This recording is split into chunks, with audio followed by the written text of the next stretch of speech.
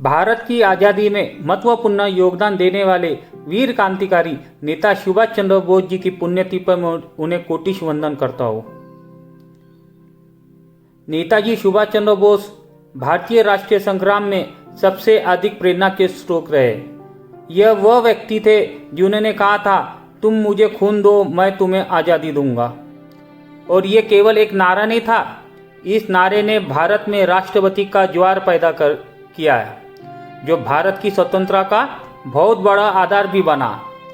इस नारे को भारत में नहीं बल्कि समग्र भूमंडल पर प्रभावित करने वाले नेताजी सुभाष चंद्र बोस वह नाम है जो शहीद देशभक्तों के इतिहास में स्वर्ण अक्षरों में लिखा है।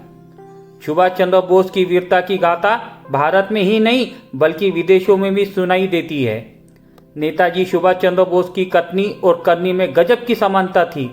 वे जो कहते थे उसे वो करके भी दिखाते थे।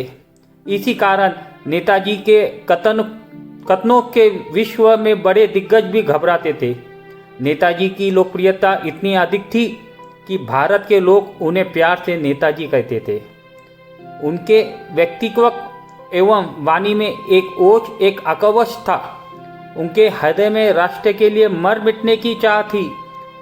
उन्होंने आम भारतीय के हृदय में इसी चाह की अलग जगह दी। नेताजी के हर कदम से अंग्रेज सरकार भी घबराती थी।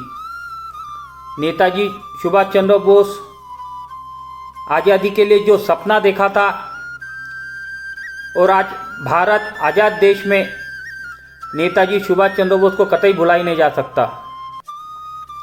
वह ऐसे पुरुष थे कि वो अपने मृत्यु से घबराते नहीं थे, बल्कि उन्होंने ये सोचा था कि अगर इस देश की आज़ादी के लिए अगर मुझे अपने प्राण की आहुति भी देना पड़ी तो मैं आज ही अपने प्राण की आहुति देने के लिए तैयार हूँ।